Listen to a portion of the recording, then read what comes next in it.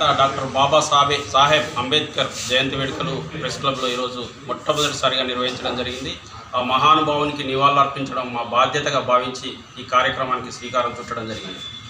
రాజ్యాంగ ఫలాలు అందరికీ అందడం కోసం దాదాపుగా స్వాతంత్రం వచ్చిన సమయంలో 1950 జనవరి 26 రోజు రాజ్యాంగం అమల్లోకి వచ్చింది. ఆ రోజు నుంచి నేటి వరకు కూడా ఫలాలు సామాన్య ప్రజలకు కూడా అందుతున్నాయి. అందులో భాగంగానే ప్రస్తుతం అమలవుతున్న రిజర్వేషన్లు కావచ్చు, దేశం ఎలా నడవాలి, ఏం చేయాలి అని దిశానిర్దేశం చేసిన మహానుభావునికి ఈ సందర్భంగా ప్రత్యేకంగా నివాళులర్పిస్తున్నాం.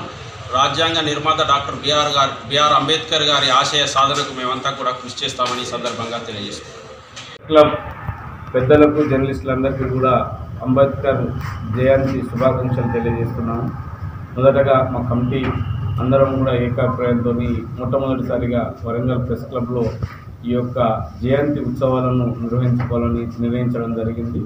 దీంతో మొదటిసారిగా ఈ జయంతి ఉత్సవాలను నిర్వహించడం జరిగింది. ముఖ్యంగా సమాజంలోని అన్ని వర్గాల అభ్యున్నతి కోసం, సంక్షేమం కోసం పాటుపడిన వ్యక్తి డాక్టర్ బిఆర్ అంబేద్కర్ గారు. ఈరోజు పురుషులతో సమానంగా మహిళలకు హక్కులు కల్పించి ఈరోజు చట్టసభల్లో కూడా సమానమైన హక్కులు కల్పించారంటే అది అంబేద్కర్ చొరవ. భారత రాజ్యాంగాన్ని రచించి ప్రపంచంలోనే ఒక అత్యున్నత రాజ్యాంగంగా తీర్చిదిద్దిన ఏకైక వ్యక్తి డాక్టర్ బిఆర్ అంబేద్కర్ గారు.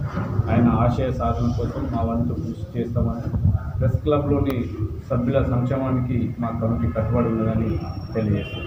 జై భీమ్. కొనసాగిద్దాం అంబేద్కర్ ఆశయాలను.